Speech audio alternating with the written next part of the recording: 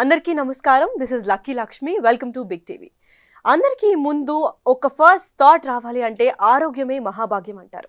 ఏ పని చేయాలనుకున్నా ఆరోగ్య సహకారం లేకపోతే ఏ పని అవ్వదన్న విషయం అందరికీ తెలిసిందే. అయితే దాంట్లో ప్రముఖంగా వచ్చేది ఎక్కడ చిన్న ప్రాబ్లం, చిన్న cold, fever, anything we get first వెళ్ళేది డాక్టర్ దగ్గరికి. మనతో పాటు ఈరోజు బిగ్ టీవీతో ఎక్స్క్లూజివ్గా కొన్ని ప్రాబ్లమ్స్, దానికి రిలేటెడ్ ఇష్యూస్, దాన్ని ఎలా క్యూర్ చేసుకోవాలన్న ప్రో టిప్స్ ఇవ్వడానికి ప్రముఖ జనరల్ ఫిజిషియన్ ఉన్నారు మనతో, డాక్టర్ లిఖితా దాసరి గారు. నమస్కారం అండి. సో డాక్టర్ లిఖితా గారు, మీరు చాలా ఫేమస్ అవుతున్నారు. ఈ మధ్య ఇంటర్వ్యూస్ కూడా చూసాం. ఇది ఎగ్జాక్ట్గా మీరు ఏదైతే చెప్పారో దాన్ని బట్టి వాళ్ళ సిమ్టమ్స్ కానివ్వండి, వాళ్ళ ప్రాబ్లమ్స్ కానీ మీ దగ్గరకు వచ్చి కన్సల్ట్ అయినప్పుడు ప్రాపర్ అండ్ ఆ కేరింగ్ అవన్నీ ఇస్తున్నారని కూడా చెప్పారు. సో చాలా ఫ్రీక్వెంట్గా వినేది జేబీ సిండ్రోమ్ గురించి. అసలు జేబీ సిండ్రోమ్ అంటే ఏంటి, అది ఎందుకు వస్తుంది, పర్టికులర్ ఏజ్ గ్రూప్ వాళ్ళకి వస్తుందా, ఒకవేళ వస్తే దాన్ని క్యూర్ ఎలా చేసుకోవాలి, ఒకవేళ రాకపోతే దాన్ని ప్రివెన్షన్ ఏంటి, అదేమైనా చెప్పగలుగుతారా? జీబీ సిండ్రోమ్ అంటే గులియన్ బ్యారీ సిండ్రోమ్ అండి. గులియన్ బ్యారీ సిండ్రోమ్ అంటే అది ఒక ఇమ్యూన్ రిలేటెడ్ కండిషనే. మామూలుగా మనకు బాడీలో ఇమ్యూనిటీ తక్కువైనప్పుడు బై మిస్టేక్ మన బాడీ ఇమ్యూనిటీ వల్ల ఇన్ఫెక్షన్ వెళ్ళి మన పెరిఫెరల్ నర్వస్ సిస్టమ్ని ఎఫెక్ట్ చేస్తుంది. ఇట్స్ నాట్ కామన్, ఇది చాలా రేర్, కానీ ఈ మధ్య ఎక్కువ కేసెస్ చూస్తున్నాము. సో ఇది పెరిఫెరల్ నర్వస్ సిస్టమ్ని ఎఫెక్ట్ చేయడం వల్ల బ్రెయిన్ అండ్ స్పైనల్ కార్డ్ని కూడా ఎఫెక్ట్ చేయొచ్చు. సో అది చాలా చిన్నగా, అంటే జనరలైజ్డ్ వీక్నెస్తో తగ్గిపోయే కేసెస్ ఉంటాయి. అలా కాకుండా కూడా మనకి వీక్నెస్ వచ్చి పారాలిసిస్ దాకా వెళ్ళే స్టేజెస్ కూడా ఉంటాయి. వీక్నెస్ వచ్చి మామూలుగా వాళ్ళ పని వాళ్ళు చేసుకునే వాళ్ళంటే మనం ఏమి మెడిసిన్స్ అది అంత ప్రిఫర్ చెయ్యము.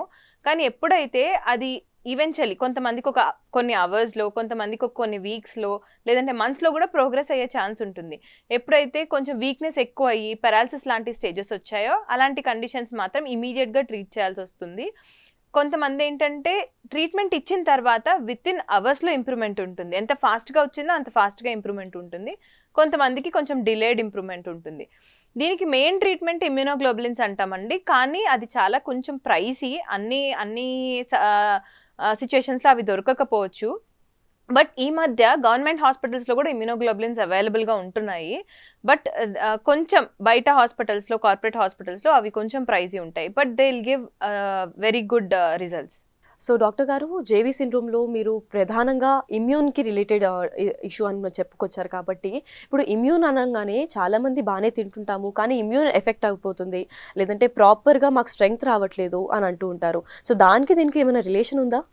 ఇమ్యూనిటీ అనేది మనం తినే ఫుడ్లో నుంచి, ఇంకా మన హైజీన్లో నుంచి మనకు వస్తుంది డెఫినెట్గా. సో మనం ఈ మధ్య బయట ఫుడ్ కన్సంప్షన్ ఎక్కువ అయింది, అండ్ అవి ఎంత హెల్దీగా తయారు చేస్తున్నారో మనకు తెలీదు. అండ్ ఇంకోటి ఏంటంటే మన రెగ్యులర్ ఫిజికల్ యాక్టివిటీ అనేది ఎవరికి ఉండట్లేదు.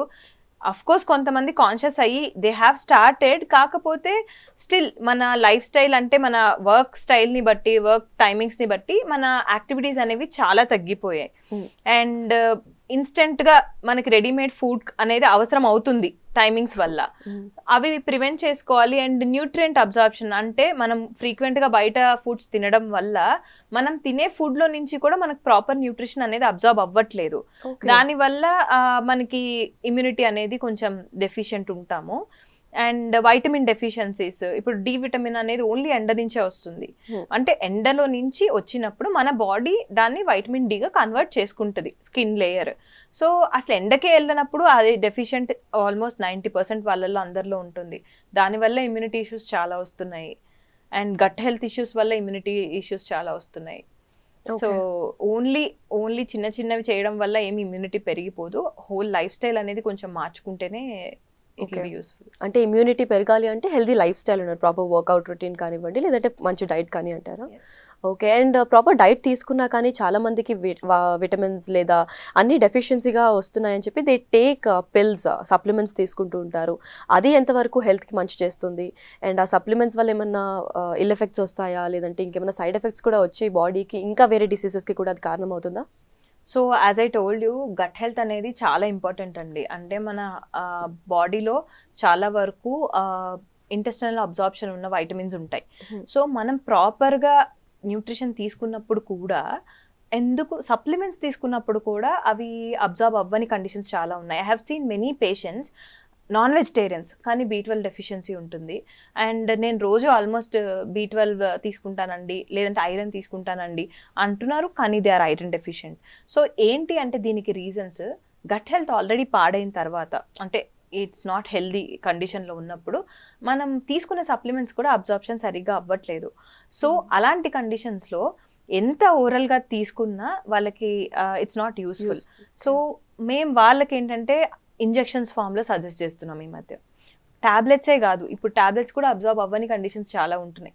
సో అందుకని ఇంజెక్టబుల్స్ ఫామ్లోకి వెళ్ళాల్సి వస్తుంది. ఓకే, ఐవి అంటే డైరెక్ట్ నర్వ్స్ ఐవీలో కానీ ఐఎం కానీ. బయట B12 అనేది మనం ఐవీలో ఇవ్వలేము. We can give only in IV muscular form, IM intramuscular form. So IV అంటే iron we can give only in the intravenous form, IV form లో. సో ఏ వైటమిన్ ఎలా ఇవ్వచ్చో ఇంజెక్టబుల్ ఫామ్ లో అలా ఇవ్వాల్సి వస్తుంది. ఓకే, అంటే చాలా మంది డెఫిషియన్సీ గురించి మాట్లాడుతున్నాం కాబట్టి ఎంత పుష్టిగా తిన్నా, ఎంత ప్రాపర్ రొటీన్ ఉన్నా కానీ వాళ్ళకి సడన్గా లేవంగానే కళ్ళు తిరుగుతుంది, మేబీ వీఆర్ ఐరన్ డెఫిషియెంట్ అంటూ ఉంటారు. అది దేనివల్ల అవుతుంటుంది, దానికి గల కారణాలు ఏంటి, అండ్ అది ఒకవేళ క్యూర్ అవ్వాలి అని అంటే సడన్గా లేస్తూ కళ్ళు తిరిగి మళ్ళీ కూర్చుండిపోతున్నాము, లేదంటే కూర్చుని సడన్గా లేచినప్పుడు ఏదో షుగర్ వచ్చినట్టు ఇలా కళ్ళు తిరుగుతుంది అని అంటూ ఉంటారు. అది దేనివల్ల వస్తుంది, ఇమ్యూనిటీ వల్లనేనా? పడుకొని లేచినప్పుడు కళ్ళు తిరగడం అంటే దట్ ఈస్ పాస్చురల్ ఇంబ్యాలెన్స్. పాస్చురల్ ఇంబ్యాలెన్స్ మనకి బ్లడ్ ప్రెషర్ వల్ల ఉంటుంది. బ్లడ్ ప్రెషర్, లో బ్లడ్ ప్రెషర్ వల్ల, హై బ్లడ్ ప్రెషర్ వల్ల, చేంజెస్ వల్ల ఉంటుంది. మీరు అన్నట్టు ఐరన్ అంటే వీక్నెస్. ఐరన్ డెఫిషియన్సీ కండిషన్స్లో ఎక్కువ నడవలేక, కొంచెం దూరం నడిచినా ఆయాసం రావడం, నీరసం రావడం, కళ్ళు తిరగడం, ఇలాంటి కండిషన్స్ ఉండొచ్చు. అంటే కళ్ళు తిరుగుతున్నాయి అంటే ఓన్లీ డెఫిషియన్సీస్ కాదు, we have to rule out all other things. ఇప్పుడు హై బీపీ ఉన్న, అంటే రెగ్యులర్గా హైపర్ టెన్సివ్ పేషెంట్స్లో కళ్ళు తిరుగుతున్నాయి అంటే ఫస్ట్ బీపీ చెక్ చేసుకోవాలి, బ్రెయిన్ చెక్ చేసుకోవాలి, ఎనీ బ్లీడింగ్ ఉందా, ఏంటి, ఎందుకు కళ్ళు తిరుగుతున్నాయి అని చెప్పి.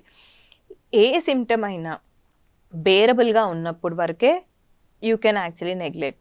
ఎక్కువ ఇబ్బందిగా ఉంటుంది అయినా కానీ ఏం వెళ్తాంలే హాస్పిటల్కి అని మాత్రం ఎప్పుడూ నెగ్లెక్ట్ చేయొద్దు. దాని నుంచి we have to rule out so many things first. Okay, అంటే చిన్నగా స్టార్ట్ అయినప్పుడు పెయిన్ డాక్టర్స్ని కన్సల్ట్ అయితే బెటర్, లేకపోతే అది కొంచెం ఇబ్బందిగా ఉంటుంది, it is disturbing your daily activities, కొంచెం ఇబ్బందిగా ఉంటుంది అని అంటే మాత్రం you have to visit a doctor to rule out other things first. Okay, got it. So now that we got a clarity JB syndrome అంటే ఏంటి, దేనివల్ల వస్తుంది, అండ్ ఇనిషియల్ స్టేజ్లో ఉన్నప్పుడే డాక్టర్స్ని కన్సల్ట్ అయితే బెటర్ ట్రీట్మెంట్ ఉందంటారు. Okay. For more videos like this, subscribe Big TV channel.